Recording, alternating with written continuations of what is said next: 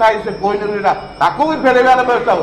ଖାଲି ଖାଲି ନିଜ ଗାଦିକି ମାରି ବସିବାକୁ ଖାଲି ଭାରି ଆଗ୍ରହ। ସେଇଟା କଣ ସେଇଟା କଣ ମହାପ୍ରଭୁ ନୁହଁ? ଯୋଉ ରଜା ଦେଇଥିଲେ ସେଇଟା କଣ ତାଙ୍କର ସ୍ୱର୍ଣ୍ଣତା ଦେଖିଛନ୍ତି? ଏଇଟା ଶ୍ରୀମନ୍ଦିର ମହାପ୍ରଭୁଙ୍କର ମସ୍ତକ ରହିବା ପାଇଁ ଦେଖି ସେ ଦେଇଥିଲେ। ଇଞ୍ଜିନ ତ ଖରାପ ହେଇଗଲାଣି, ଡବଲ ଇଞ୍ଜିନ ଖରାପ। ଜୟ ଜଗନ୍ନାଥ। ମୋବାଇଲଟାକୁ 2017ରୁ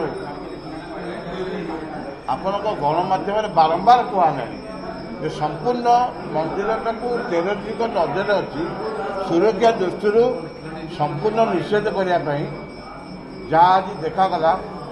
କିନ୍ତୁ ବର୍ତ୍ତମାନ 17ରୁ 25 ଆଜି କେତେ 8 ବର୍ଷ ହେଇଗଲା ବ୍ୟାନ୍ ହେଇପାରୁନି। କୌଣସି ସେବାୟତ ନେବେନି, ନା ପୋଲିସ ପ୍ରଶାସକ ଏବଂ କୌଣସି ବ୍ୟକ୍ତି ସେ ଭକ୍ତ ବି ହଉ, କୌଣସି ଲୋକ ସେ ମନ୍ଦିର ଭିତରକୁ ମୋବାଇଲ ନେଇକି ଯାଇପାରିବେ ନାହିଁ।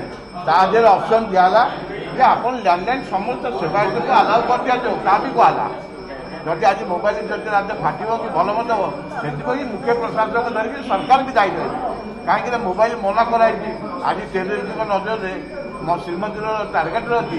ଯଦି ଆଜି କି ଗୋଟେ ଅସୁବିଧା ସୁବିଧା ହେବ ତାହେଲେ ସେ ମନ୍ଦିର କୋଉ କାଳରେ ମନ୍ଦିର ନଷ୍ଟ ହେବ, ସେଥିପାଇଁ ଯତ୍ନବାନ ହେବା ଦରକାର। ଇଏ ଗୋଟେ କଥା। ଆଉ ଗୋଟେ ମନେ ରଖିଥାନ୍ତୁ, ସବୁଠୁ ଗୁରୁତ୍ୱପୂର୍ଣ୍ଣ କଥା ହେଉଛି ୟାର 1.5 ବର୍ଷ ପୂର୍ବରୁ କୁହାଗଲା ଯେ ରତ୍ନ ଭଣ୍ଡାର ତିଆରି ହେବ, ମହାପ୍ରଭୁଙ୍କ ରତ୍ନ ଭଣ୍ଡାର। କେହି ମନା କରିନଥିଲେ, ସମସ୍ତେ ହଁ କହିଲେ। ସେ ତା ଭିତରେ ସେ ଗଣତି ମନ୍ତ୍ରୀ ଆଉ ହେଲାନି କି ଆଉ ମତେ କାହିଁ ଆଶା ନାହିଁ ଯେ ଆଉ ସେ ଗଣତି ମନ୍ତ୍ରୀ ହବ। କିନ୍ତୁ ତା ଭିତରେ ଜିନିଷ ବାହାରି ଧାଡି ଦର୍ଶନ ଘୁଞ୍ଚିବ। ଧାଡି ଦର୍ଶନ କେବେ ହେଇପାରିବନି। ମନେ ଧାଡି ଦର୍ଶନ ହେଲା ମାନେ ମନେ ରଖିଥାନ୍ତୁ, ଆପଣ କହୁଛି ଧାଡି ଦର୍ଶନ ହବ ମାନେ ଭକ୍ତ ଅଲଗା ହେଇଯିବ, ଭଗବାନଠୁ ଦୂରେଇ ହେଇଯିବ। ଇଏ ଗୋଟେ ପାଚେରୀ ତିଆରି ହେଉଛି। କାହିଁକିନା ଆମେ ବାହାବା ଦବା ଧାଡି ଦର୍ଶନ କରିବା କେବେ ହେଇପାରିବନି। ଧାଡି ଦର୍ଶନ ଯଦି ଗୋଟିଏ ମନ୍ଦିର ଥାନ୍ତା ତାହେଲେ ଧାଡି ଦର୍ଶନ ବ୍ୟବସ୍ଥା ହେଇପାରିବ। ଆମେ ବିଭିନ୍ନ ଜାଗା ଦେଖିକି ଆସିଛେ। ଏଠି ଯୋଉ ଗୋଟେ କଣ ସେ ଲୁଡୁ ଭଳିଆ ସାପ ଖେଳ ଭଳିଆ ଯୋଉ ହେଇଛି, ସାପ ଖେଳ ଭଳିଆ ଯୋଉ ତିଆରି ହେଇଛି, ଆଉ ଯୋଉ ଲୋକଟା ଏଠି ମୋ ସ୍ତ୍ରୀ ଯାଉଥିବ, ସେଠି ବାପ ଯାଉଥିବ, ସମସ୍ତେ ଅଲଗା ଲେଖିଦ। ଆଉ ମନେ ରଖିଥାନ୍ତୁ, ଆପଣ କହୁଛି ସେ ପରିବେଶ ଭିତରେ ଯଦି 200 ଲୋକ ଦର୍ଶନ କରୁଥିବେ ଆଉ 5000 ଲୋକ ବାହାରେ ଥିବେ, ଭକ୍ତମାନେ ମନେ ରଖିଥାନ୍ତୁ ଆପଣ କେବେ ଦର୍ଶନ କରିପାରିବେ ଶାନ୍ତିରେ। ଇଏ ହଉଛି ଆପଣଙ୍କ ପାଇଁ ଗୋଟେ ଆରେ ଶୁଣ, ଏଇ ଯୋଉ କମିଟି କଥା କହିଲ ବହୁତ ସୁନ୍ଦର ପ୍ରଶ୍ନ।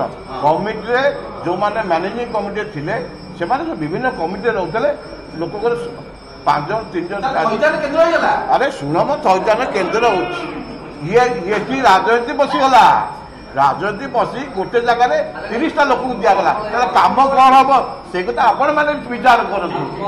ବାହା ନେବା ପାଇଁ ରୂପାଇଟା ଯଦି ଆମେ ଖାଲି କାଞ୍ଜି ପକେଇଛୁ ରୂପାଟା ଆମ ମନ୍ଦିରକୁ ଆସୁ, ତାହେଲେ କୋହିନୂର ହୀରା ପାଇଁ ଆମେ ପ୍ରାଇମ ମିନିଷ୍ଟରକୁ ଧରିକି ସମସ୍ତଙ୍କୁ କହୁନେ ଯେ ମହାପ୍ରଭୁ କୋହିନୂର ହୀରା ଯୋଉ ଅଛି ସିଏ ବି ଆମର ଭାରତର, ସିଏ ବି ଆମର ଜଗନ୍ନାଥ ମହାପ୍ରଭୁ ଯିଏ ବିଶ୍ୱନାଥ ତାଙ୍କର ମସ୍ତକରେ ଥାଏ ସେ କୋହିନୂର ହୀରା, ତାକୁ ବି ଫେରାଇବାର ବ୍ୟବସ୍ଥା ହଉ।